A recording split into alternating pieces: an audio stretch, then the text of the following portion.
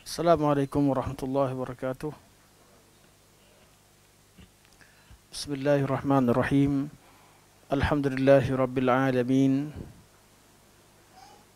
Nahmaduhu wa nasta'inuhu wa nastaghfiruh wa na'udzu billahi min shururi anfusina wa min sayyiati a'malina.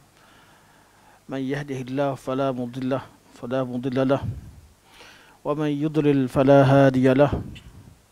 Wa asyhadu an la ilaha illallah wahdahu la syarika lah. Wa asyhadu anna Muhammadan abduhu wa rasuluh. Allahumma salli wa sallim wa barik ala sayyidina Muhammad wa ala alihi wa sahbihi wa barik wa sallim, amma ba'd.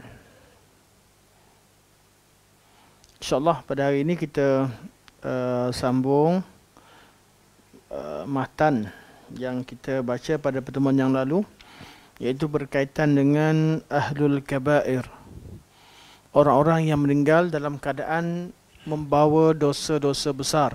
Iaitu erti membawa dosa-dosa besar, mereka melakukan dosa besar, kemudian mereka tidak bertaubat, dan ketika mereka meninggal itu Allah tidak mengampunkan mereka. Itu mereka bawa dosa besar. Berkemungkinan Allah ampunkan mereka menurut qaul yang mengatakan bahawa kebaikan-kebaikan boleh menghapuskan amalan, semua amalan termasuk dosa besar. Tapi bagi pandangan yang mengatakan bahawa dosa besar wajib,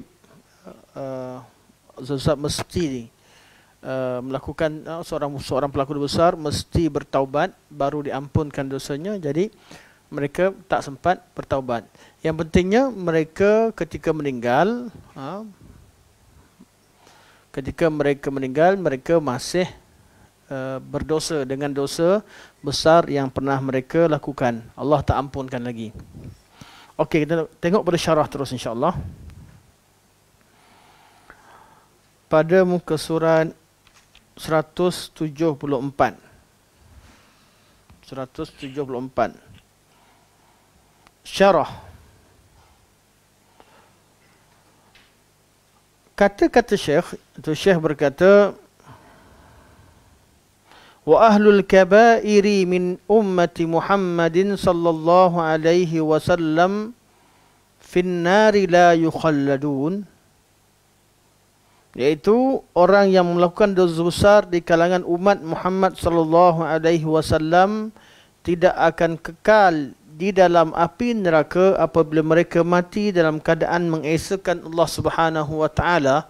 Ini matannya adalah sebagai menolak pendapat Khawarij dan Mu'tazilah.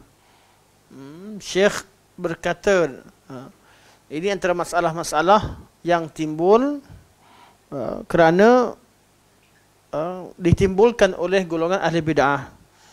Kita tahu masalah akidah yang asal mudah, rukun iman yang 6 dan yang berkaitan dengannya. Apa yang Allah percaya dengan apa yang Allah beritakan, cukup. Namun setelah berlakunya kesesatan, ahli bid'ah mengeluarkan pandangan-pandangan yang salah, pandangan-pandangan yang dikatakan sesat dalam masalah akidah, maka ulama akidah menjawab syubhah-syubhah mereka dan memahamkan orang-orang yang telah terpengaruh dengan syubhah mereka. Sebab tu bab akidah ni, subjek akidah jadi apa? Jadi luas perbincangannya. Kalau tak ada ahli bid'ah, perbincangannya mudah. Mana selesai. Akidah Islam ni mudah. Rukun iman yang 6 susah. Iman yang 6 dan segala yang berkaitan perkara ghaib, baca iman sifat-sifat Allah, berkaitan beriman dengan Allah, segala sifat Allah, rububiyah, uluhiyah dan nama-nama sifat Allah Subhanahu wa taala, baca faham iman, baca yakin. Itulah akidah Islam, mudah. Tapi perbincangan jadi detail. Sebab apa? Sebab dari zaman ke zaman akan ada pemikiran-pemikiran yang sesat, yang lari daripada landasan asal. Antaranya beginilah, sampai pada bab ini ada golongan Mu'tazilah dan golongan Khawarij Mereka berpandangan, mereka keluarkan pandangan. Siapa sahaja yang buat dosa besar, tak bertaubat, mati dalam keadaan dalam keadaan masih lagi bawa dosa besar, Allah takkan ampunkan dia. Dia takkan ampunkan. Dan mereka ini akan masuk neraka, kekal selama-lamanya dalam neraka. Okey. Apa maksud mereka lakukan dosa besar atau membawa dosa besar kekal dalam neraka? Sebab apa? Yang kata tak kekal Ahlussunnah wal Jamaah. Yang kata tak masuk neraka langsung Murji'ah. Murji'ah tak ada masalah lah. Murji'ah dia kata tak masuk neraka pun. Allah tu Maha Pengampun. Itu golongan Murji'ah. Dengan pelbagai level mereka. Yang kata masuk neraka tak kekal Ahlussunnah wal Jamaah. Kalau masuk neraka. Dan boleh jadi mereka masuk neraka, boleh jadi mereka Allah ampunkan. Ahlul Masyiah. Itu Ahlussunnah wal Jamaah. Khawarij dan Mu'tazilah, mereka kata confirm masuk neraka, kekal selama-lamanya. Jadi kata Syekh di sini menolak pandangan mereka. Mereka kata kekal selama-lamanya. Syekh kata kalau masuk neraka, mereka tidak kekal dalam neraka sekiranya meninggal dalam keadaan mentauhidkan Allah. Iaitu selagi dia masih Islam, tidak kekal selama-lamanya dalam neraka. Okey, kata Syekh sebagai menolak pendapat Khawarij dan Mu'tazilah. Dan mereka yang mengatakan orang yang melakukan dosa besar kekal di dalam neraka. Dua kumpulan je lah yang kata kekal. Akan tetapi Khawarij mengatakan mereka adalah disebabkan kafir. Mereka beza pula. Kekal kat neraka sebab apa? Khawarij kata sebab dia kafir lah. Sebab tu orang Khawarij dia mengkafirkan pelaku dosa besar. Bukan sahaja syirik. Kita terhadkan pada dosa syirik dan kufur. Dosa yang buat pada syirik dan kufur. Mereka luaskan lagi. Semua dosa-dosa besar kalau orang Islam lakukannya, dia jadi kafir. Jadi kafir artinya mereka bukan Islam di dunia. Di akhirat kekal selama-lamanya dalam neraka. Suatu golongan Khawarij, mereka boleh bunuh siapa orang Islam yang mereka sebut dosa besar. Mereka boleh bunuh dan bertakarub dengan Allah dengan peristiwa mereka membunuh Khalifah Uthman bin Affan radhiyallahu an. Mereka boleh bunuh Sayyidina Ali dan mereka cuba bunuh Sayyidina Muawiyah.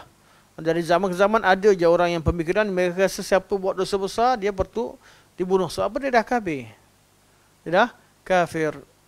Dan bila orang kafir menguasai kerajaan lagi bahaya. Jadi itu yang dicari dahulu di pandangan golongan Khawarij. Manakala golongan Mu'tazilah, mereka kata juga keluar mana akan kekal dalam neraka. Tapi sebab apa? Itu bukan sebab dia kafir, tapi kerana dia keluar daripada iman. Khawarij kata keluar dari iman kafir lah. Mu'tazilah kata tak. Dia iman, orang beriman dalam syurga. Orang yang keluar daripada iman, dia dalam neraka, tak syak. Tapi tak semestinya orang yang keluar dari iman semua sekali itu kafir. Dia yang kekal kat neraka, sama ada dia kafir atau yang tak sampai tahap kafir tapi dah tak ada iman. Wujudlah istilah mereka kata al-manzilatu baina al-manzilatain.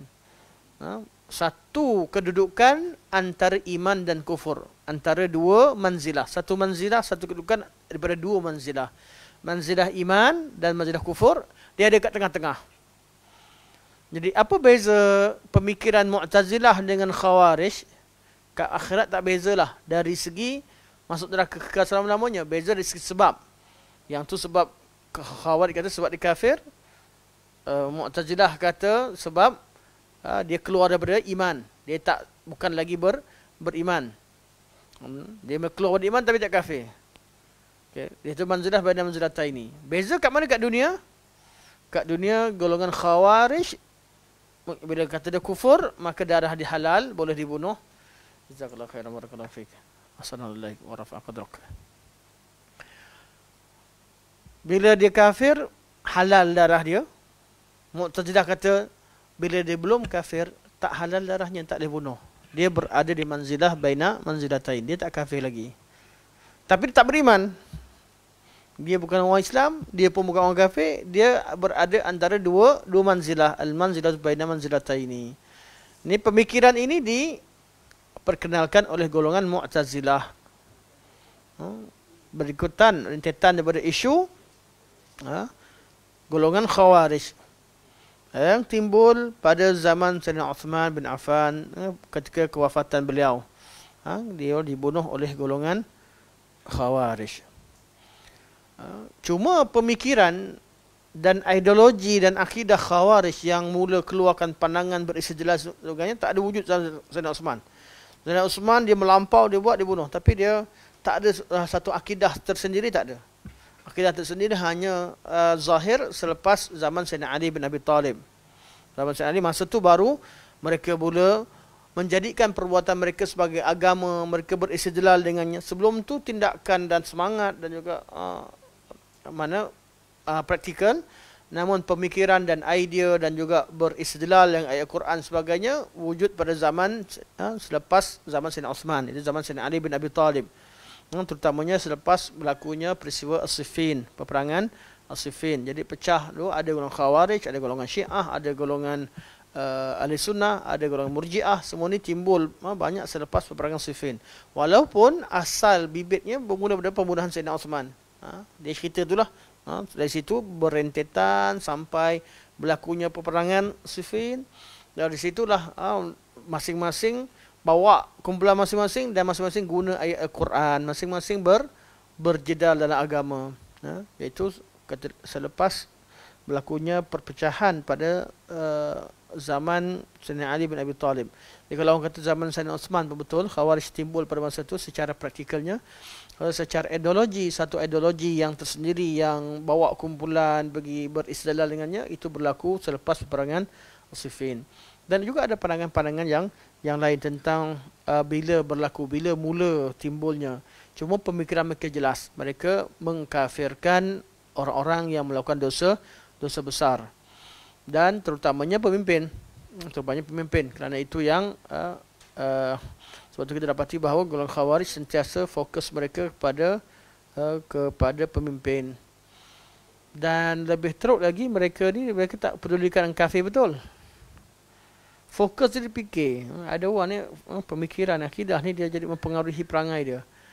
Dia tak nak cari orang Khawarij yang pergi jihad lawan kafir betul, susah nak cari. Hatta zaman sekarang, serangan-serangan ISIS jadi pun dia fokus kat mana? Ada ke negara Eropah di sekarang? Tak ada. Dia semua negara Islam. Kejap meletup kat Turki, kejap meletup kat tempat Syria, kejap meletup kat Afghanistan, setengah-setengah negara. Sebab apa? Itulah, itu yang dia belajar.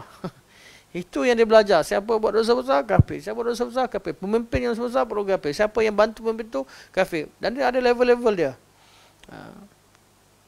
Berbeza dengan golongan Mu'tazilah. Mu'tazilah sama juga melampau. Tapi dia dalam keadaan dia melampau pendirian dia, dia pun liberal dalam bab lain. Mu'tazilah ni liberal. Liberal sepatutnya lembut lah. Liberal habis, Murji'ah. Itu liberal habis.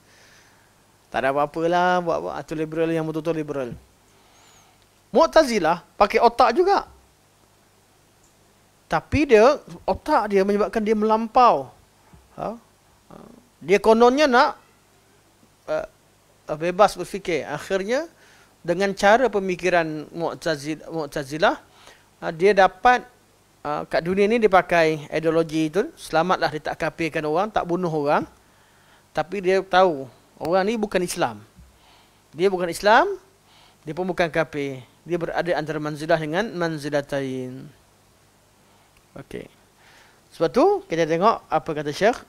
Akan tetapi Khawarij mengatakan mereka adalah disebabkan kafir. Itu mengatakan, maksud di sini mereka mengatakan bahawa mereka dikekal dalam neraka kerana disebabkan oleh kafir. Dari si ayat tu mungkin perlu dibetulkan sikit lah. Tapi begitulah maksud penterjemah juga penulis. Manakala Mu'tazilah mengatakan sebabnya kerana mereka keluar daripada iman. Jadi mereka bukan lagi beriman. Bukannya kerana menjadi kafir. Malah mereka berada di antara iman dan kufur.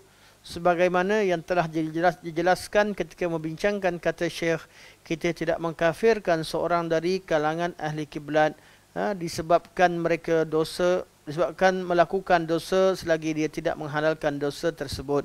Syekh dah syarahkan sebelum bincang sebelum ini. Jadi kita fahamlah qaul Mu'tazilah dan qaul Khawarij. Jadi tak semua kita kalau tak orang bukan beriman orang kafir lah. Khawarij kata kalau tak beriman belum tentu kafir. Mereka berada manzilah baina al-manzilatu baina manzilatain. Ini beza cara pemahaman dari sunnah wal jamaah dan fahaman golongan Mu'tazilah dan golongan Khawarij. Bertambah satu lagi golongan Murji'ah juga terlibat bab ni. Murji'ah Allah ampunkan. Allah ampunkan. Dari sini insya-Allah semua benda Allah ampunkan, semua benda Allah sayang. Dia tak ada benda lain, dia tak ada benda tegas. Semua benda okey. Murji'ah yang paling melampau Jahmiyah. Kafir Islam sama je, semua agama sama. Itu yang paling melampau. Murji'ah ni tak ada. Ya? Murji'ah termasuk Murji'ah. Pluralisme. Mana Murji'ah ni dia benda irja, dia melambatkan sama ada irja, dia sama ada bererti dia mengharapkan perasaan raja, mengharap pada Allah Subhanahu Wa Taala. Semua benda Allah boleh ampunkan. Kalau Allah boleh ampunkan orang beriman, orang kafir pun Allah boleh ampunkan. Tak mustahil pun. Saya sangat syarat dia apa? Jahmiyah kan syarat dikenal Allah, dia tahu siapa Allah, cukuplah. Dia ambil ayat-ayat makrifah yang kita bincangkan tu. Ada yang kata bukan kenal Allah, dia yakin, dia bukan kenal. Dia kenal dan yakin. Lepas tu ada yang kata tak, dia kenal yakin, dia pun kena ikrar dengan lisan. Iaitu dia kena ngucap lah.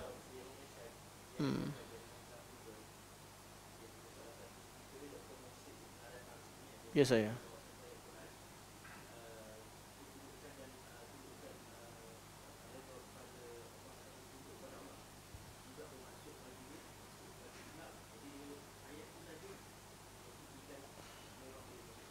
Ya betul.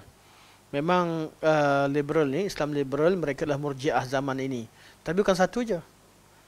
Liberal ni ada level-level ya. Liberal pun kita tahu berbeza. Ada orang liberal dalam agama, habislah pluralisme lah. Orang liberal dalam masalah akidah. Mazhab mana pun tak payahlah sunnah, tak ada sunnah, Islam cukuplah. Kan? Ada orang yang mana istilah liberal ni tak boleh kita nak katakan satu sahaja perkara dia. Tahap orang yang jadi liberal ni dia macam-macam. Cuma kalau zaman dulu tu selain daripada ahli sunnah mereka ada irja'nya, ada level irja'nya. Yang paling melampau Khawarij lah. Yang paling melampau Jahmiyah. Yang melampau bab menghalalkan, yang melampau nak mengkafirkan Khawarij. Yang gabungkan dua-dua siapa? Yang teruk. Yang gabungkan dua-dua. Yang paling jahat. Dia boleh ada dua-dua. Kat sana pun ambil, sini pun ambil. Pada suatu ketika wujud golongan sebahagian bermazhab Batiniyah. Ideologi dia Batiniyah. Semua ini. Tapi golongan Batiniyah ni pernah ada kerajaan dia, tentera dia bunuh orang Islam. Dia kan ada semua orang tak ada apa-apa, tapi dia bunuh. Dia boleh dia dua-dua dia ambil. Yang sesat ni sebenarnya kesesatan ni satu yang mazhab dia. Semua mazhab syaitan. Asalkan orang lari daripada agama je, syaitan punya kerja lah. Sama ada yang ekstrim sampai ke tahap asalkan bila orang tu baik, dia akan ajar pada ekstrim sehingga dia rasa apa yang Quran letak tak cukup untuk meletakkan, tak cukup untuk kawal manusia. Dia kena letakkan lagi dia punya ideologi dia untuk ketatkan lagi undang-undang Islam. Jenis yang orang baik. Ni syaitan kacau dalam bab ekstremism. Kena betul-betul lah ekstremism yang betul. Bukan ekstremism yang orang yang ikut Quran Sunnah, ikut Nas betul-betul jadi ekstrim. Sebab tu takrif ekstrim ni kena cek berdasarkan orang tu sendiri. Kita tak terima takrif orang tu kata ekstrim, siapa ekstrim tu berada dia. Ada orang dia rasa bid'ah okey, orang cakap bid'ah tu bid'ah dia kata orang tu ekstrim. Ada orang dia ekstrim buat politik, dia kata semua politik okey, siapa yang pegang pada satu parti ke sebagainya dia kata ekstrim. Takrif ekstrim ni dia tak bergantung kepada kefahaman yang betul. Sebab tu sebelum cerita tentang ekstremism, sebelum cerita tentang melampau agama, cerita dulu yang betul kat mana. Tapaknya kukuh, yang mana betul. Okey, baru kita tahu. Orang yang ekstrim dalam satu perkara, dia meletakkan syarat-syarat lebih pada syarat letakkan ekstrim. Dan ada level-levelnya. Dan meletakkan hukuman lebih pada syarat letakkan ekstrim lah.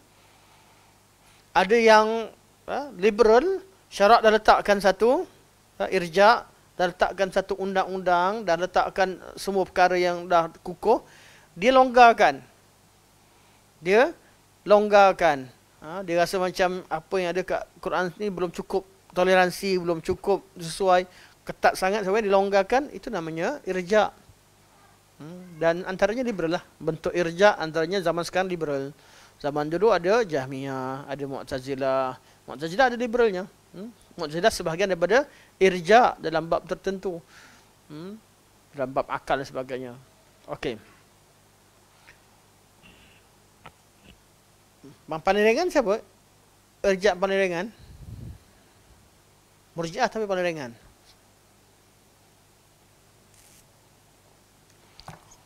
Murji'ah tu fuqaha. Murji'ah fuqaha kat mana? Dia tak ada macam orang kafir yang irja' ni, yang jenis yang semua agama sama ke, yang betul salah maksiat dengan maksiat dengan ibadah sama je, atau golongan batiniah yang irja' yang betul-betul. Irja' fuqaha cuma dalam mentakrifkan iman. Takrif dia sama, dia bawa kepada takrif golongan Murji'ah. Iaitu melambatkan, meletakkan amal ni tak termasuk takrif iman. Amal ni wajib kena buat, mulazim, mesti benda yang lazim, mesti kita buat. Tapi nak kata dia sebahagian beriman tu, taklah. Iman tu dia keluarkan amal daripada takrif iman. Menyebabkan golongan Murji'ah kata nampak bukan pasal iman pun, jadi khilaf lah kan, masalah fiqh lah. Jadi amalan-amalan ni tak masuk bab iman. Last sekali kesannya golongan ni ambil hujah tu. Ambil hujah tu yang menghalalkan atau mengatakan bahawa amalan-amalan tertentu bukan berkaitan dengan iman, maka tak boleh kita menyatakan orang tu kafir, kufur dengan perbuatan tertentu. Jadi semua perbuatan kekufuran takkan berlaku dalam bab perbuatan. Last sekali timbul golongan kemudian pergi minta dengan kubur ke, minta dengan besut. Besut pula, busut. Bahaya sebut nama tempat ni. Hari ni terpengaruh dengan parlimen pertama. Sibuk hari cuti pula kan. Sidang parlimen, dengar je lah. Busut pun terbusut dah. Pergi minta kat busut ke, pergi minta dengan jin ke, syaitan ke, tak pernah istilah kufur bagi orang Murji'ah.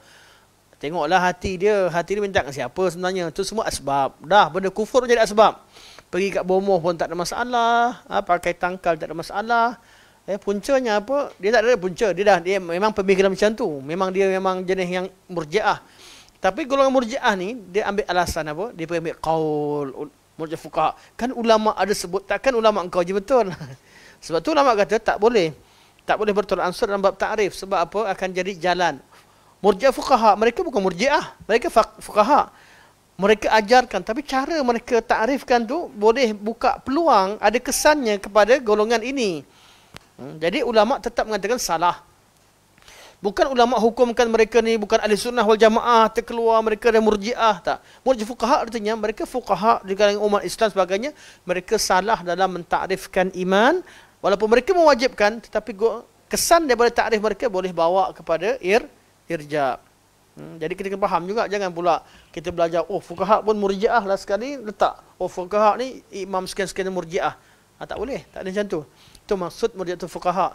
Dan bila kita belajar dalam bab ini, kita akan bila belajar betul, tengok dalam keadaan kita tahu mereka salah, tapi yang timbul dalam perasaan respect. Respect kat mana?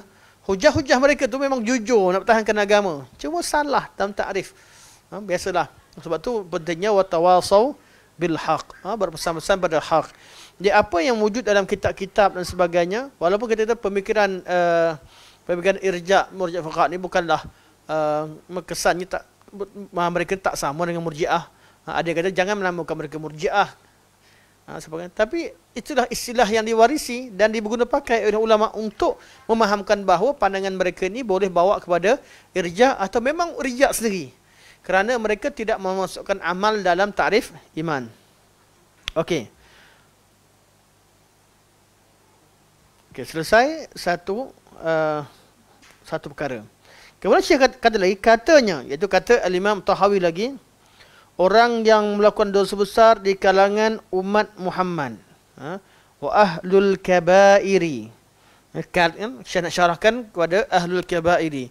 Seperti misalnya saya selalu sebut, sepatutnya kalau matan ni letakkan bahasa Arabnya. Sebab kita nak tahu apakah teks yang nak disyarahkan. Apa maksud ahlul kabair? Orang-orang yang ahlul kabair itu orang yang melakukan dosa besar di kalangan umat Muhammad. Wa ahlul kabairi min ummati Muhammad. Iaitu menyebutkan secara khusus umat Muhammad. Kalau teks asal, minta maaf saya cek. Syarahkan kabair atau umat Muhammad ada dua. Okey. Teks asal, wa ahlul kabairi min ummati Muhammadin sallallahu alaihi wasallam. Pelaku-pelaku dosa besar dari kalangan umat Muhammad. Jadi saya bincangkan sekarang perkataan dari kalangan umat Muhammad. Jadi kalau sebelum umat Nabi Muhammad, pelaku-pelaku dosa besar sebelumnya kekal kat neraka ke atau sama macam umat Muhammad? Pak Syekh kata pelaku wa ahlul kabairi min ummati Muhammadin sallallahu alaihi wasallam. Jadi perkataan Syekh sebut umat Muhammad, adakah perkara ini khusus untuk umat Muhammad atau Syekh nak maksudkan orang Islam? Rajihnya Syekh maksudkan orang Islam. Umat Muhammad yang dimasukkan sekarang adalah orang Islam, dia masih lagi Islam. Ada sebahagian daripada syurah mengatakan bahawa pelaku-pelaku dosa besar umat sebelum Islam mereka kekal dalam neraka. Jadi kelebihan ini hanya diberikan pada umat Muhammad ketika mensyarahkan matan ini. Sebab itu Syekh terangkan, Syekh katanya itu kata Al-Imam Abu Ja'far At-Tahawi, iaitu wa ahlul kabairi min ummati Muhammadin sallallahu alaihi wasallam, orang yang melakukan dosa besar di kalangan umat Muhammad sallallahu alaihi wasallam. Maksudnya apa? Iaitu menyebutkan secara khusus umat Muhammad, dapat difahami bahawa orang yang melakukan dosa besar daripada kalangan umat bukan umat Muhammad sebelum syariat mereka dinasahkan dengan hukum ini, hukum mereka adalah lain dengan hukum yang orang yang melakukan dosa besar dari kalangan umat Muhammad. Ini masih diperbincangkan. Saya kata kalau maksudnya begitu, masih diperbincangkan, artinya ini adalah perkara yang khilaf. Yang memang ada ulama yang syarahkan begitu, bahawa umat ini kelebihannya kalau buat dosa besar tak kekal dalam neraka. Namun pandangan ini saya kata diperbincangkan. Ini masih diperbincangkan. Ini kerana Nabi Muhammad sallallahu alaihi wasallam telah memberitahu bahawa orang yang di dalam hatinya ada sebesar zarah iman akan keluar daripada api neraka. Nabi dah beritahu dah. Syekh maksudkan macam mana? Syekh hormat dengan pandangan yang kata begitu. Dengan syarahkan bahawa umat Muhammad sahaja yang ada kelebihan ini. Tapi Syekh kata masih diperbincangkan pandangan mereka. Biasanya kalau Syekh lembut begini, yang sebutkan itu daripada kalangan Hanafiyah. Kerana Syekh banyak uslub Syekh Ibn Baz rahimahullah ketika mengkritik sebahagian daripada mana-mana ulama Hanafiyah, beliau akan berlembut. Sebab beliau berada dalam masyarakat Hanafiyah. Dan itulah uslub yang kita guna pakai kalau nak kritik ulama mazhab Syafi'i. Atau pandangan mazhab Syafi'i kena lembut lah. Walaupun kita lembut kerana mereka ada kedudukan yang tersendiri, ditambah dengan mereka ada pengikut yang tersendiri, ditambah dengan kita yang nak kritik ni duduk di kalangan pengikut yang bermazhab dengan mazhab mereka. Jadi ini adab yang perlu dijaga dalam ketika kita bincangkan ilmiah sekalipun, kita perlu meraihkan keadaan setempat, keadaan semasa. Bukan bererti tidak menceritakan perkara yang hak, tapi perlu meraihkan psikologi orang yang terima. Tak mudah masuk tanah orang, masuk kawasan orang, contoh pemikiran begitu, kemudian kita nak kritik tuan rumah. Tak mudah. Kecualilah kalau memang salah itu memang salah yang tak ada apa? Tak ada maafnya. Orang cakap, habis umat dulu. Bukan ke kata orang dulu masuk neraka tu kekal. Sebab apa? Kita tak ada bertanggungjawab. Itu pandangan kita ni syarahkan umat. Kita hanya syarahkan berkaitan dengan kesannya apa? Kita cerita tentang hukum umat Nabi Muhammad ni dapat kelebihan ini. Semua yang dia tak ada kesan dari segi praktikal, tak ada. Semua yang datang lepas ni semua umat Muhammad. Tak ada lagi umat lain. Dia tak ada cerita melibatkan, oh habislah, nanti umat lain marah. Umat lain mana lagi? Dah tak ada dah. Dia tak ada dah. Umat yang ada semua umat Muhammad yang ada sekarang ni. Jadi tak ada siapa nak marah. Tak ada siapa nak marah. Tak ada kesan apa-apa. Tak ada siapa kafirkan siapa. Jadi pandangannya begini, sebagian daripada ulama kata, oh jadi menjadikan kita lebih rasa nikmat, bersyukur nikmat Allah sebagai umat Muhammad sebagainya. Ada kesan baik. Tapi walaupun bagaimanapun, tetap dibincangkan. Perlu dibincangkan. Walaupun kesannya tidak besar, berbanding dengan masalah-masalah yang melibatkan masalah umat, tapi dibincangkan. Syekh kata sebab apa? Sebab ada hadis Nabi SAW yang Nabi sebut bahawa yakhruju minan nari man kana fi qalbihi mithqala dzarratin minal iman. Akan keluar dari api neraka siapa sahaja yang ada dalam hatinya satu zarah daripada iman. Zarah iman artinya cukup ada tauhid. Ada yang tauhid akan keluar dari api neraka, dan lafaz ini umum, tidak terhad kepada umat Nabi Muhammad sallallahu alaihi wasallam. Okey. Baginda tidak mengkhususnya kepada umatnya sahaja. Sebaliknya baginda menyebut iman secara umum. Siapa yang ada dalam hatinya sebesar zarah beriman, mereka akan dikeluarkan daripada api neraka selepas mereka disiksa dalamnya. Cubalah perhatikan dengan setengah tulisan, dalam setengah tulisan tidak ada menyebutkan umat. Ada setengah riwayat daripada setengah dalam nuskhah, tulisan nuskhah matan Aqidah Tahawiyah tidak mengkhususkan umat Muhammad. Hanya disebutkan wa ahlul kabairi. Wa ahlul kabairi. Direct wa ahlul kabairi finnari la yukhalladun. Tak disebutkan min ummati Muhammadin sallallahu alaihi wasallam. Jadi mungkin min ummati Muhammadin sallallahu alaihi wasallam, mungkin itu adalah kita kata kemasukan ataupun perkataan yang dimasukkan dalam matan syekh, ataupun memang syekh sebut, tapi nuskhah lain buang, takut kelirukan. Dia ada dua kemungkinan. Cuma kita tahu faham maksud syekh umat Muhammad di sini. Kalau boleh kita syarahkan dengan makna yang betul, apa salahnya syarahkan dengan makna yang betul. Dan kita tahu pun syekh tak kafir, syekh tak ada sebutkan benda ni dengan jelas sekalipun. Dia kata umat Muhammad yang syekh maksudkan di sini adalah di kalangan umat Islam. Bukan mana jangan umat Islam lah, orang ahli tauhid. Dia bukan dengan umat Muhammad atau umat Musa, tak. Dia tak bukan perbandingan dengan umat sebelum Muhammad. Tapi perbandingan umat Muhammad sini adalah ummatul ijabah, iaitu orang kita tahu umat ada berapa? Ada dua, betul nak cerita syarak. Satu ummatul dakwah, yang kedua ummatul ijabah. Umat dakwah ni semua yang lahir zaman Nabi sampailah hari kiamat, mereka umat dakwah. Itu orang-orang yang kita disuruh untuk menyampaikan dakwah pada mereka. Mereka wajib untuk menerima dakwah Nabi Muhammad. Tapi belum tentu mereka masuk Islam. Kalau mereka dengar dan masuk Islam, namanya umat ijabah. Ummah ijabah. Jadi orang pelaku dosa besar yang tak kekal kat neraka ialah umat ijabah yang masih ada iman. Habis pelaku dosa besar yang orang kafir itu dah memang confirm kat neraka dah. Dia buat dosa lagi sebagainya, itu memang dikekal dalam api neraka. Jadi boleh dimaknakan dengan makna betul, kita ambil dah takrifan yang syarah yang betul. Sebab syekh sebutkan matannya. Yang syarah ni yang perlu makna yang betul. Cuma syekh bila Bal'is, beliau ni kemudian, ulama kemudian, bila dah jumpa ada orang sebut sebelum beliau, kata umat sebelumnya kalau buat dosa besar kekal kat neraka. Beliau kata Jadi beliau terpaksa sebutkan untuk bersihkan supaya apa yang beliau tegakkan ini dapat membetulkan kesilapan yang pernah dilakukan oleh orang yang mensyarahkan akidah tahawiyah sebelum beliau. Cuma anda tak pastilah siapa yang dimaksudkan tersebut. Okey. Para ulama berselisih pendapat tentang dosa besar kepada beberapa pendapat. Okey, selesai dah. Kita kata ahlul kabair. Soalan seterusnya. Apa maksud ahlul kabair? Orang yang melakukan dosa-dosa besar.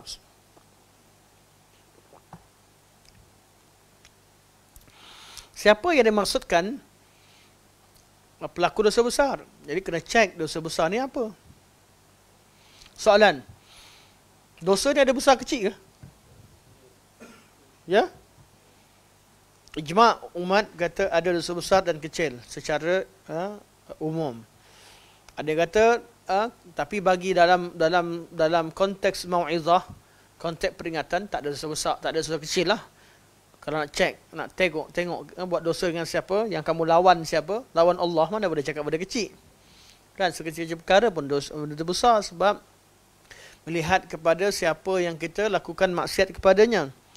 Tapi kalau melihat kepada teks-teks nas dalam Al-Quran ataupun dalam hadis Nabi SAW, dapati bahawa Quran membezakan antara jenis dosa. Ada yang besar, ada yang kecil.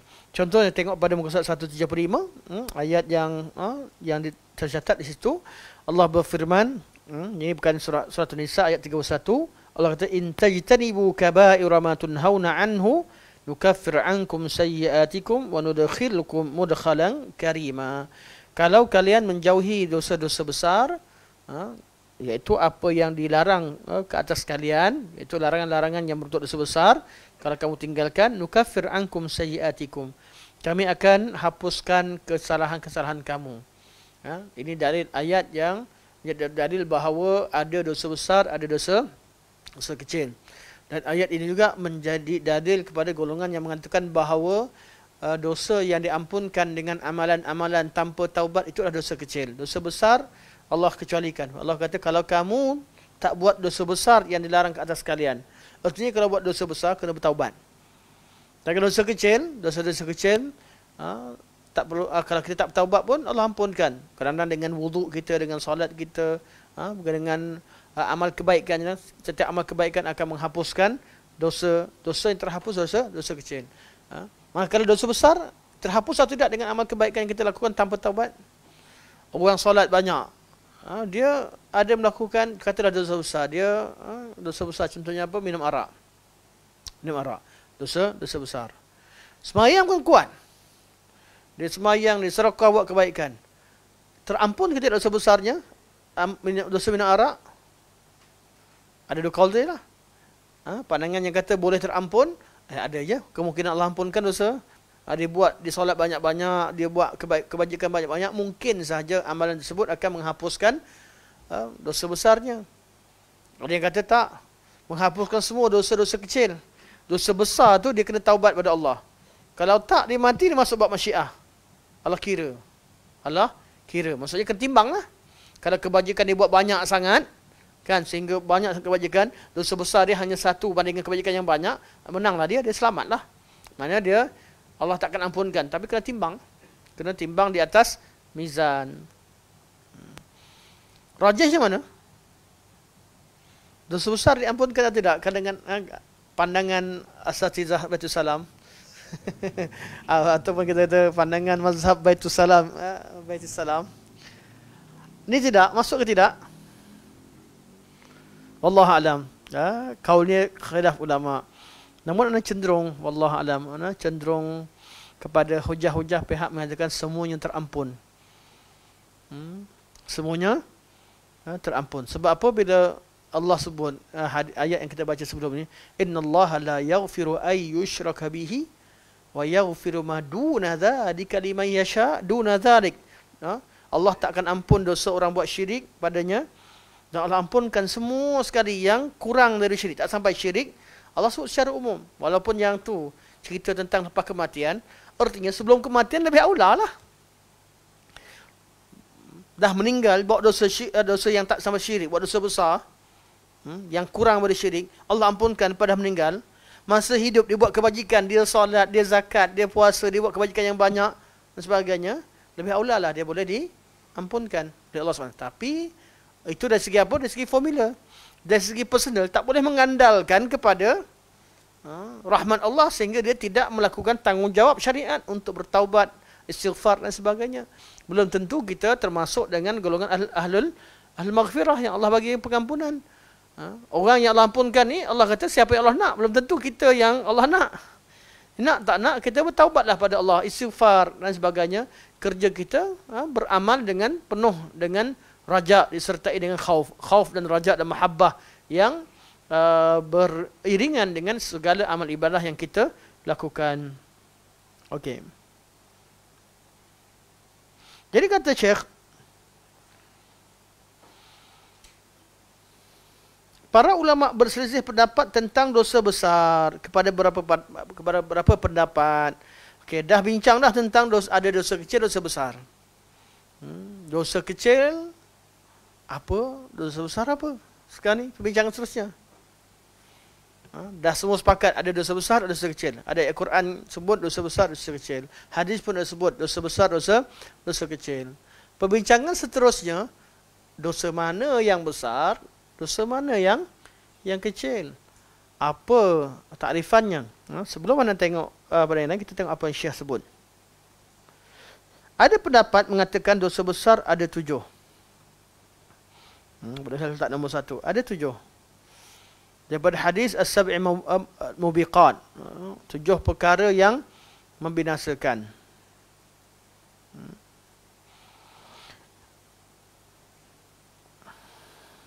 Ada yang mengatakan 17. 17 ni mereka gabungkan beberapa hadis yang highlight perkataan kabair. Yang mereka jumpa 17. Ada yang menyatakan dosa besar ialah perkara yang syariat sekata mengharamkannya. Artinya, ditakrifkan. Ada yang hadkan bilangan, dosa besar ni je. 7 ni. Ada yang katakan 17. Yang ni, 17 saja. Dia senaraikan satu persatu, selainnya dosa kecil. Saya akan syarahkan. Akan ada dosa tentang sebab membiqat, syirik, sihir dan sebagainya. 17 campurkan. Pendapat juga campurkan. Cuma Syekh tak nak bincangkan kaul mereka secara detail. Itu 2 kaul yang menghadkan. Ditanyakan kepada Ibn Abbas, dosa besar 7 saja ke? Ibn Abbas kata 70. Rasa 70 tu lebih tepat. Malah setengah riwayat sebut 700 ila 700 aqrab. Kalau nak kata 700 tu lebih tepat. Jadi kita ada 2 lagi pandangan dosa besar. Ada yang hadkan jumlah tertentu, ada yang tak hadkan.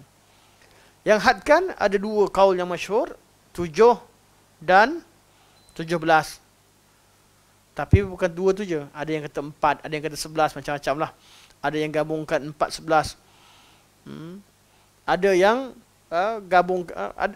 qaul, ada yang hadkan. Masing-masing berdasarkan kepada hadis yang mereka jumpa, mereka temukan. Sebab itu tak didetailkan di sini. Sebab ada yang hadkan bilangan tertentu. Ada yang katakan bahawa dosa besar itu tidak terhad pada bilangan tertentu. Tetapi dia ada sifat yang dikongsi bersama. Yang boleh ada sebab yang boleh dijadikan atau dikategorikan dosa itu sebagai dosa besar. Apakah sifat tersebut yang menjadikan dosa besar, dosa kecil? Okey. Qaul yang disebutkan di sini, iaitu mattafaqat asy-syara'i'u ala tahrimihi. Iaitu dosa-dosa yang disepakati semua syariat dianya haram. Sejak zaman Nabi Adam sampai sekarang haram, dosa besar lah tu. Semua syariat, sejak syariat Nabi Adam sampai Nabi Muhammad SAW, memang benda tu haram. Contohnya bunuh, haram sejak zaman Adam, kan? Sampai zaman Nabi Muhammad, okey, haram. Jadi ini dosa besar lah. Tapi kalau dulu haram, sekarang halal. Kalau sekarang halal tak dosa lah. Tak dosa lah. Tak dosa. Kita cerita syariat kita dulu. Tapi kalau dulu tak haram, sekarang haram, jadi dosa kecil. Ya, dulu tak haram benda tu. Tapi zaman Nabi Muhammad diharamkan. Ada tak? Ada. Kahwin lebih 4. Orang, kalau ada orang dia kahwin 1000 orang, 100 orang, isteri dia, dosa besar ke dosa kecil? Nak ikut pada takrif ni, takrif ni kata nampak cantik dah. Tapi bagi ulama yang bantah, mereka kata dosa besar ke kecil? Ni bab perkahwinan. Jadi kalau kahwinan terlebih pada 4, dia jadi apa? Jadi zina. Kalau kita kata tak sah, kecil ke dosa zina? Tak. Kahwin lebih pada 4, umat syariat Muhammad dihadkan. Sebelumnya tak dihadkan. Atau kahwin dengan adik-beradik susuan.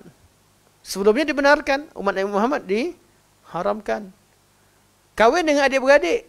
Ni bab kahwin ni banyak ni. Yang nampak disebutkan dengan jelas dalam bab syariat terdahulu ada yang membenarkan. Sehingga mereka khilaf, berlaku khilaf. Nabi Musa kahwin dengan salah seorang pada anak dua orang perempuan, dengan kahwin dengan dua-dua ke kahwin salah seorang. Tapi rajanya seorang lah, sebab tawaran pun salah seorang daripada anak Syuaib ataupun anak laki soleh. Nak kata Syuaib lah, itu khilaf di situ. Seorang laki soleh di Madian, ataupun Nabi Syuaib. Itu setengah pandangan ulama. Di pandangan ni, mana anak sebut dia anak rot terus lah. Mana tak kuat lah, tak kuat. Sebab masih ada ruang untuk orang kritik. Tapi ini salah satu pandangan. Salah satu pandangan kata dosa besar adalah dosa yang disepakati pengharamannya sejak pada semua syariat. Semua Nabi katakan benda itu haram, itu nama dosa besar. Kalau dalam syariat kita diharamkan, syariat dulu tak haram, namanya dosa kecil. Okey. Waqila, dan ada pendapat, pendapat yang lain. Pendapat-pendapat ni letak nombor tu cantik juga. Ada pendapat mengatakan dosa besar ialah perkara yang menutup pintu ma'rifatullah. Ma yasuddu babal ma'rifati billah. Dosa besar adalah dosa yang melibatkan syirik atau segala perkara yang menyebabkan berkaitan dengan ma'rifatullah. Tauhid lah.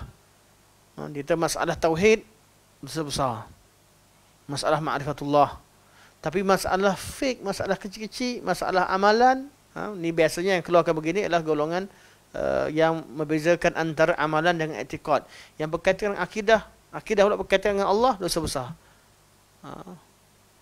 Berkaitan dengan selainnya, dosa kecil. Wa qila dhahabul amwali wal abdan. Dosa yang melibatkan kerosakan harta atau kebinasaan nyawa. Melibatkan kematian, melibatkan harta rosak, itu dosa besar. Yang tak melibatkan kerosakan, tak ada harta yang musnah, tak ada nyawa yang melayang, dosa kecil. Dia kata tak ada macam ni, orang yang dengar muzik besar ke kecil? Yang kata tak haram lah. Yang kata haram, dosa kecil lah. Yang melihat perkara yang haram, dosa kecil, dosa besar, dia tengok je, bukan dia buat. Dia kata dosa kecil. Semua benda tak melibatkan kebinasaan harta, kerosakan harta ataupun kematian ataupun nyawa, dia kata mereka takrifkan sebagai kecil. Takrif pun takrif yang tak kuat. Takrif yang tidak kuat. Harta dan badan. Okey. Ada yang berpendapat, okey, sumiyat kabair bini sebab idhafah ila ma dunaha. Okey. Terjemahan sini ada yang tertinggal mungkin. Ada yang mengatakan segala tak sampai harta badan. Ada yang berpendapat hampir mencecah 70 perkara.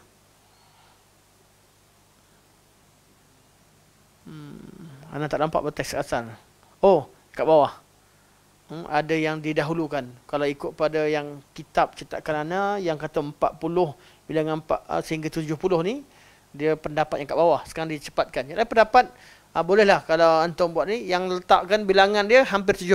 Dia bukan satu, bukan ada yang kata satu je, syirik. Itu pandangan. Syirik sahaja dosa besar, yang lain bukan dosa besar. Ada yang katakan 7. Berdasarkan hadis yang 7 perkara yang binasakan sebab mubiqat. Ada yang kata 4. Itu berkaitan dengan dosa-dosa yang disenaraikan dalam hadis. Kaitan dengan bunuh, zina, anda lupa satu hadis berkata 4. Ada yang katakan 11, ada yang katakan 17. Ini semua had. Ada yang kata 70. Sampai pada 70 setelah mereka buat kajian. Ada yang kata sampai pada 80 lebih. Mereka faham Imam Zahabi letakkan 86 atau 76 dengan pelbagai cetakan. Mereka kata itulah dosa besar. Hakikatnya tidak. Imam Zahabi sendiri dalam Muqaddimah beritahu dah. Beliau dah ada takrifan beliau sendiri. Jadi nombor jumlah dosa besar yang beliau letakkan kitab kabair bukanlah nombor itu, had bilangan nombor itu bukan beliau maksudkan. Beliau cuma senaraikan sebahagian daripada yang cukup syarat sebagai dosa besar seperti mana yang beliau tarjihkan. Kita akan baca tarjih beliau. Okey. Ada yang mengatakan segala yang dilarang oleh Allah adalah dosa besar. Semua benda yang Allah larang adalah dosa besar. Sebab apa? Kita lawan dengan Allah. Yang ini yang umum tadi. Ada yang mengatakan segala dosa yang dikenakan hudud dan diancam dengan neraka atau laknat atau kemurkaan Allah adalah dosa besar. Ini takrif paling masyhur. Dosa besar, dosa kecil. Nak tahu besar ke kecil? Tengok dalilnya. Ini bukti menyatakan bahawa nak katakan benda itu berdosa mesti ada dalil. Jangan kita suka-suka buat formula. Cek dalil.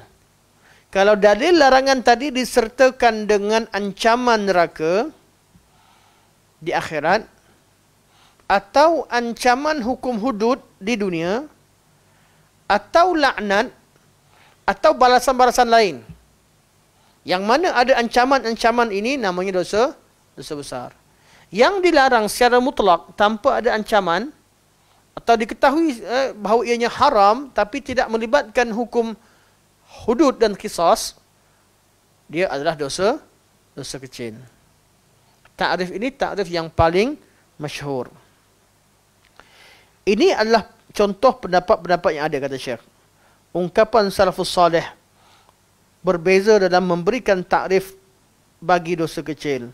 Ada di kalangan mereka berpendapat dosa kecil ialah kesalahan yang tidak dikenakan had dunia dan akhirat. Ini menguatkan pandangan yang dengan takrifan tadi. Di kalangan mereka ada yang berpendapat dosa kecil ialah segala dosa yang tidak dikenakan laknat, kemurkaan dan balasan api neraka. Ada yang berpendapat dosa kecil adalah dosa yang tidak dikenakan had di dunia dan ancaman di akhirat. Pandangan ini ada banyak disokong oleh pandangan salaf. Ini semua pecahan daripada apa yang disebutkan tadi. Maksud ancaman ialah ancaman khusus dengan api neraka atau laknat atau kemurkaan Allah Subhanahu wa taala. Ancaman yang khusus di akhirat adalah sama dengan hukuman khusus di dunia, iaitu yang ditetapkan kadarnya itu hadnya. Hadnya adanya hukuman hudud, had ataupun hukuman hudud. Ditetapkan kadarnya artinya hukuman hudud. Hukuman hudud ni Allah tetapkan kadar dia. Pemerintah tak boleh nak ubah. Allah kata hukum ini mencuri dan kadar sekian potong tangan, pemerintah tak ada ubah kadar dia dalam hukum hudud. Hudud artinya had. Dah ditetapkan, Allah yang tetapkan. Kesalahan zina kena sebat 100, tak boleh kurang, tak boleh lebih. Bagi yang ghairu muhsan, yang muhsan kena rejam Tak boleh tukar, tak boleh ubah. Kena rejam sampai mati. Bukan rejam sampai pingsan. Dia tak boleh ubah. Dia tak boleh ubah. Tu nama hukuman ada hadnya, ada kadarnya. Ta'zir. Ta'zir di dunia adalah sama dengan ancaman. Sekejap, kita baca semula. Hukuman khusus di dunia iaitu yang telah ditetapkan kadarnya. Ta'zir di dunia adalah sama dengan ancaman dengan selain neraka, laknat atau kemurkaan Allah Subhanahu wa taala. Yang penting beliau Syekh sekarang sedang menukilkan pandangan-pandangan salafus saleh. Kalau kita tengok pada teks yang asal, wa minhum qal, dan semua qaul ini ada di nota kaki disebutkan orang-orang yang berpandangan dengannya. Itu kesimpulannya mereka berpendapat bahawa dosa besar adalah dosa-dosa yang Allah larang atau Nabi larang, disertakan dengan ancaman-ancaman di dunia ataupun hukuman dunia atau hukuman akhirat. Okey, kata Syekh, garis panduan ini dapat menyelamatkan daripada kekurangan yang ada pada takrif yang lain. Ini nampak Syekh menyokong pandangan ini. Di pandangan ni bila cek balik Syekh kata pandangan ni tak ada kritik. Yang lain tu ada je. Ada je sebab kita boleh kritik. Tapi pandangan yang ni, kita tengok macam tu juga. Nak bezakan dosa besar, dosa kecil dengan takrifan yang lain, ada sahaja kritikan yang boleh dilemparkan atau boleh dikritik pandangan tersebut. Kata Syekh, garis panduan ini dapat menyelamatkan daripada kekurangan yang ada pada takrif yang lain. Dengan takrif ini terangkum segala yang sabit dengan nas bahawa dia adalah dosa besar seperti syirik, membunuh, zina, sihir, menuduh perempuan beriman, iaitu tuduhan zina, khazaf, dan baik melakukan zina dan sebagainya, seperti lari dari medan tempur, makan harta anak yatim, memakan riba, derhaka kedua ibu bapa, sumpah palsu, persaksian dusta dan sebagainya, Ini semua ni masuk. Jadi beliau kata ada beberapa sebab pendapat ini ditarjihkan. Sebab ditarjihkan ni kita tangguh ke minggu depan. Kenapa Syekh sokong pandangan ini? Dan adakah itu sahaja pandangannya ada? Tak. Kalau tengok pada kitab Imam Zahabi ada sebutkan, Imam Ibn Hajar Al-Haythami ada sebutkan, ada banyak lagi pandangan ni. Jadi kita tengok yang utama. Kabair ni tak ada yang lain. Kita dah tahu yang rajih. Yang rajih adalah dosa besar, dosa-dosa yang larangannya dalam Al-Quran atau Sunnah, larangan Quran Sunnah yang menyebutkan tentang larangan tersebut disertakan dengan ancaman, disertakan dengan azab di dunia ataupun di akhirat. Azab di akhirat atau ancaman hudud atau qisas di dunia, atau disebutkan balasan-balasan laknat dan sebagainya, laknat dan seumpama dengannya. Okey, kita tahu kaul yang rajih erti dosa besar. Jadi kalau baca dosa besar ada kabair, mesti ada ancaman. Siapa yang buat syirik, siapa yang buat syirik kekal selamanya dalam neraka. Siapa yang makan riba, dia akan dibangkitkan dalam keadaan seperti seorang yang mabuk dalam ketika di mahsyar. Dia akan makan riba, dia hukuman dunianya. Siapa yang halalkan riba, dia telah isytiharkan peperangan dengan Allah dan Rasulnya. Ada ancaman-ancaman tertentu kita akan temukan. Okey, kita dah tahu qaul yang rajih. Cuma kita tengok pada pandangan-pandangan yang lain yang pernah disebutkan. Okey. Okey, di sini kata ada yang tetapkan. Ini cara pembahagian macam saya sebut. Saya sempat ambil dia punya tajuk tapi tak sempat tak tengok secara detail tadi, tapi kita dah pernah baca dulu, kita pernah belajar. Jadi saya kata senang macam ni. Ini siapa yang kata ni dalam Al-Alukah. Tapi penulisan Ihab Kamal Ahmad Anzat Kanan. Dr. Ihab Kamal Ahmad. Beliau tulis, tapi tulisan beliau ni bila diletakkan oleh Al-Alukah, bila pilih, dah dipilih oleh owner ni, Dr. Sa'ad Al-Humaid. Sa'ad Al-Humaid ni doktor di King Saud, antara doktor pakar lah, pakar 2-3 orang doktor yang utama di King Saud. Bila beliau dah pilih, atau jawatankuasa boleh pilih. Jawatankuasa tu kan orang biasa, orang hebat-hebat. Bila dia masuk ke dalam laman web, jadi antara laman web yang kita boleh rujuk lah kalau nak tahu isu-isu tertentu hukum hakam secara umum. Bukan artinya kita bergantung kat situ. Tapi secara umum kita dah tahu dah. Cuma kita nak syarahkan detail lagi, kita nak faham lagi, bolehlah kita rujuk laman web yang mereka ni berjaga-jaga dalam menyebarkan maklumat. Jadi jawatan kuasa dalam al-alukah ni maksudnya apa? Message lah. Malaikat tu sebab bawa al-alukah. Alukah ni message ataupun isi kandungan syariat Islam. Ya. Mereka bagikan sama seperti mereka kata jumhur telah bersepakat bahawa dosa itu terbahagi pada dua, satu besar dan dosa besar dan dosa kecil. Anak sebut ijma' tapi sebut jumhur, betul lah. Jumhur lebih tepat lah. Sebab ada yang kata dosa tu kalau nak keluarkan bab mauizah tadi tu yang kata semua dosa adalah besar sebab kita tengok siapa lawan dengan siapa, lawan dengan Allah. Jadi istilah lebih tepat mungkin pakai jumhur. Itu keluarkan pandangan tadilah. Yang lain kata secara umumnya yang kata kalau bagi anak pada kata ijma' menurut pada anak belajar dulu sebab mana boleh kata jumhur sebab dah ada nas Allah bezakan antara kabair dengan kecil. Jadi nas itu memutuskan pandangan yang lain. Kalau yang kata tak ada dosa besar tu dia syaz, tak dikira pandangan. Macam itulah. Tapi jumhur membahagikan dosa itu kepada dua, besar dan kecil. Cuma mereka khilaf dosa besar dan kecil itu apa dia. Secara ringkas kata di sini kata beliau Dr. Ihab, beliau kata ada yang menghadkan bilangan tertentu dan ada yang tidak hadkan. Yang hadkan bilangan tertentu mereka kata dosa besar itu 4 atau 7 atau 9 atau 11.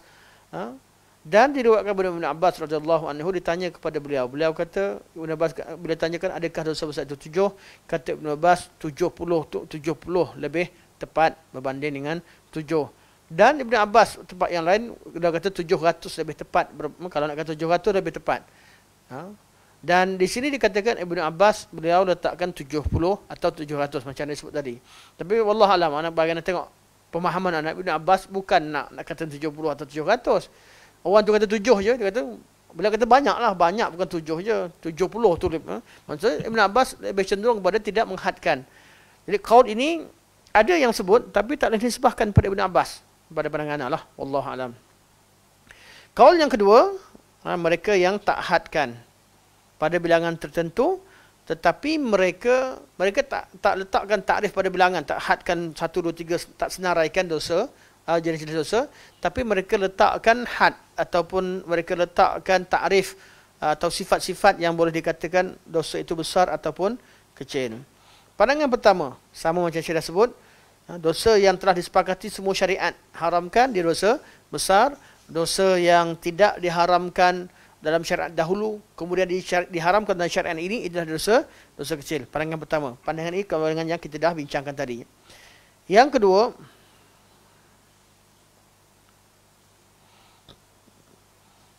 dia sebut yang kedua kali lebih kurang. Ana ambil salah satu saja. Yang kedua,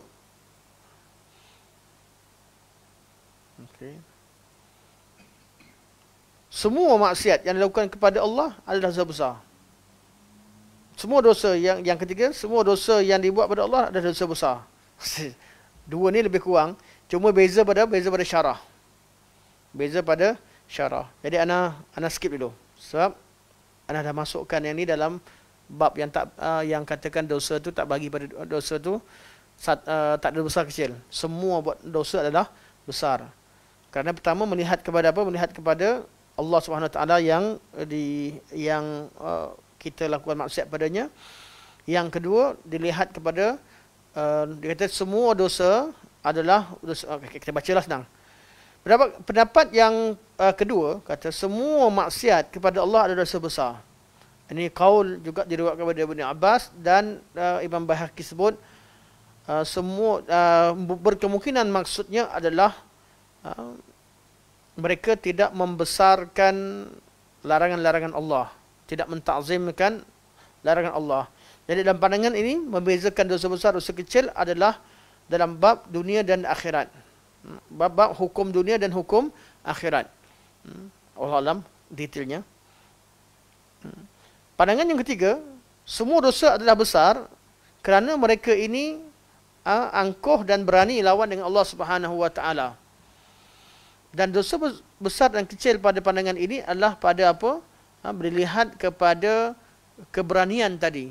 Mana buat dengan berani ke, buat dengan takut ke, buat dengan sengaja tak sengaja, dia mempengaruhi dosa itu besar ataupun kecil. Jadi semua dosa adalah besar. Tapi buat dengan bangga, lawan hukum Allah sebagainya, jadi besar. Okey. Yang keempat, ini detail, ni sengaja tak sengaja secara ringkas. Dosa besar adalah yang buat dengan sengaja, dosa kecil buat dengan lupa atau silap. Tadi bantahlah. Jadi dosa ke kalau salah. Yang kelima, dosa besar bila orang tu menghalalkan dosa tersebut macam iblis. Dosa kecil ialah orang dosa kemudian bertaubat. Dia tak halalkan tapi dia tahu benda itu salah, dia taubat. Ni macam-macam pandangan. Yang keenam, dosa besar adalah syirik dan yang membawa pada syirik. Dosa kecil adalah selain syirik dan tidak bawa kepada syirik. Ini pandangan. Yang keenam. Okey, yang ketujuh, takrif rajih. Yang pentingnya bila rajihkan kaul yang ketujuh seperti mana akan kita bincangkan pada pertemuan akan datang. Jadi kaul yang lain selain daripada kaul tujuh ni ada je kritikan. Sebab tu anda pun tak nak baca banyak sebab akan dia bawa masalah nak kritik satu persatu. Cuma pandangan yang kuat kita tahu bahawa dosa besar adalah dosa-dosa yang disertai dengan azab di akhirat atau azab di akhirat atau balasan neraka, azab dengan neraka atau apa sahaja ancaman di akhirat ataupun disertai dengan hukuman had, qisas ataupun laknat di dunia.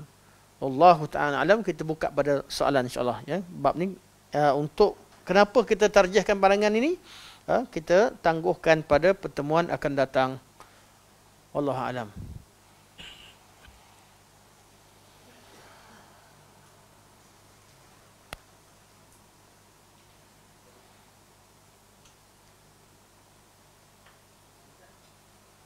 Tafadhal Syekh.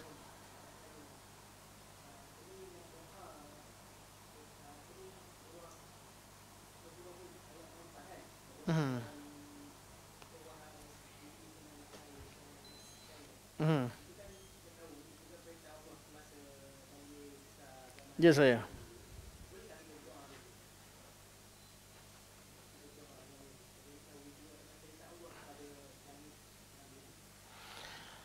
Wallahu alam. Wallahu alam. Bab ini kita sekarang ada orang share macam-macam. Orang share macam-macam berkaitan dengan doa. Doa musim banjir. Musim banjir je kita bincang masalah ni. Dan ana ingat ana buat status dulu. Tapi ana tak pandai nak tengok yang history. Tadi dia ana buka kejap Facebook. Facebook ana pada 19 Disember tahun lepas. Bila anda tanya pada ana buka Facebook ingatkan history apa? Tahun lepas punya 19 Disember 2021. Ana dah jawab apa yang soalan tadi. Ibn Ahmad ada mesej ana. Jadi ana bukan nak cari, buka Facebook tu atas sekali dia tunjukkan mana hari macam hari dan sejarah lah. Sejarah tahun lepas. Jadi dah ada soalan berkaitan dengan amalan-amalan selain kita tak dalam bab ini mana amalan untuk menghentikan hujan, mana doa untuk minta Allah Subhanahu taala hentikan hujan. Kita katakan bahawa bab ini Nabi SAW dah ajarkan.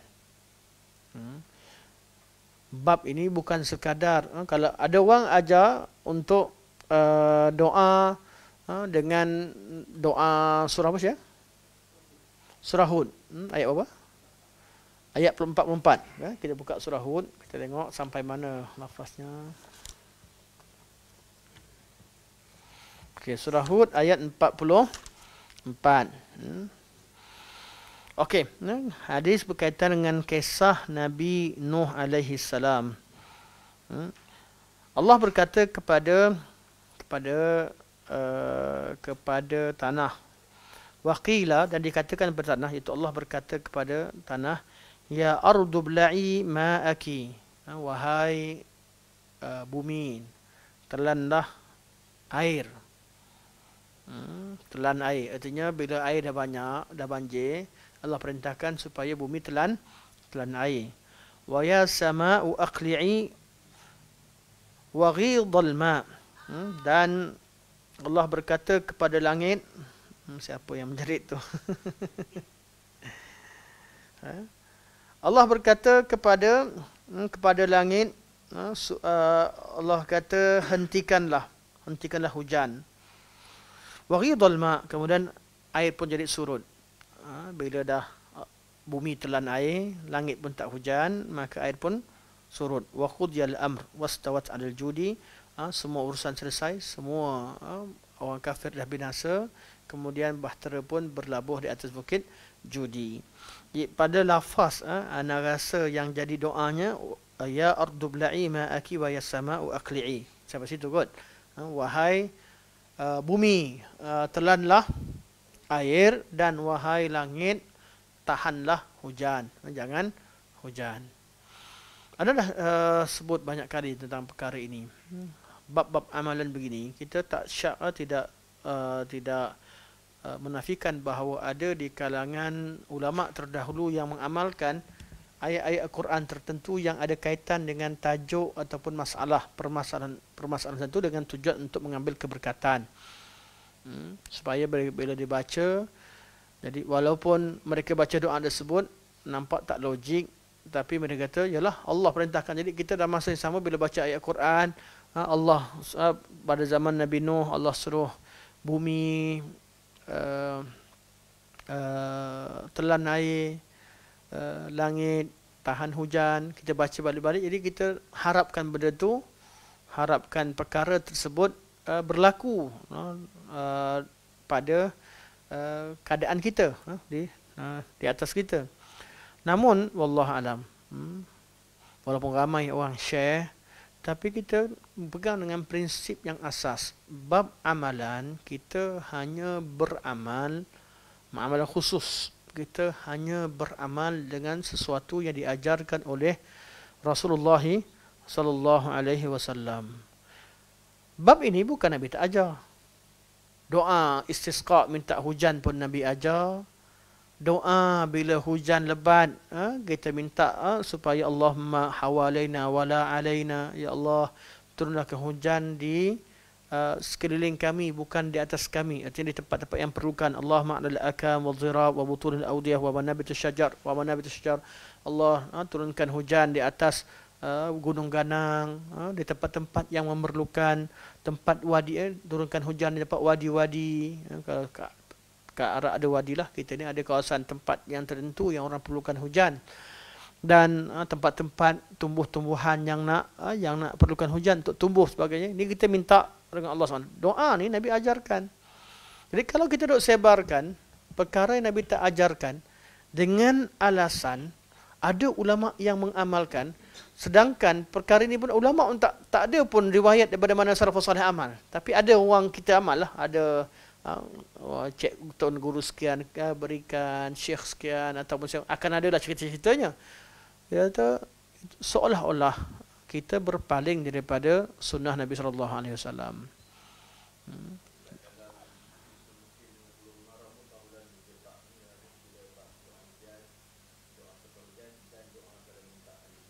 Ya saya. Di bab amalan, sebelum kita cerita tentang boleh atau tak boleh, kita kena tahu kita perlu beramal. Bab amalan, kita amalkan apa yang Nabi SAW ajarkan. Yang kedua, kesan buruk dia. Jadi orang dah tak kisah, orang dah jadi bebas lah nak pilih doa apa dia nak ni. Doa hajat, tapi kita hajat kita perlu doa bahasa Melayu. Selain daripada Nabi ajar, nak perlukan hajat lagi, doa bahasa Melayu. Selamatkan sofa dia berkenan. Contohnya, ya Allah selamatkan sofa, ya sofa dia beli. Ya Allah selamatkan komputer. Nak doa khusus, silakan. Tak ada masalah. Dan kita nak ambil berkat, bacalah ayat Quran, baca, faham. Tapi jangan namakan sebagai doa. Wallahu alam. Walaupun ada hujah banyaklah, ana pun ada sebahagian daripada forwardkan pada ana tahun lepas. Tapi perbincangan-perbincangan itu tak lari daripada kesimpulan yang sama. Beramallah dengan sunnah Rasulullah sallallahu alaihi wasallam.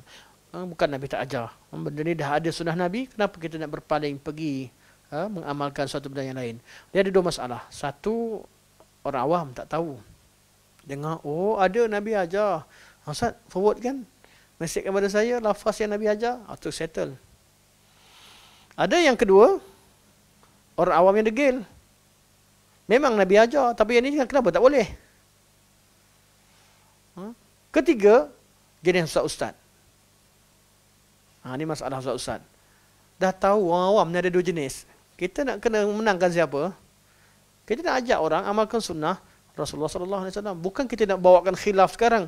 Ada khilaf berlaku, berkemungkinan begini. Mereka tak maksudkan untuk melakukan bid'ah, mereka begini. Yang ustaz begini ni pun kena nasihatkan juga. Kita masalah ilmiah bincang-bincang. Nak gunakan masalah qiyas sekian dan sekian sebagainya, itu satu. Tapi dalam keadaan beramal. Ini bukan cerita atas buku lagi, ini cerita dalam keadaan waqi'. Kita tahu bahawa keberkatan terletak pada sunnah Rasulullah sallallahu alaihi wasallam. Nabi dah ajarkan, dan kita memang nak Allah selamatkan masyarakat kita dan kawasan di mana-mana kawasan yang ditimpa musibah untuk diangkat. Kita tahu bahawa doa yang paling sempurna doa Nabi sallallahu alaihi wasallam, dan Nabi dah ajarkan, dan keberkatan pada sunnah, ajarkanlah sunnah. Jangan cerita nak khilaf dulu.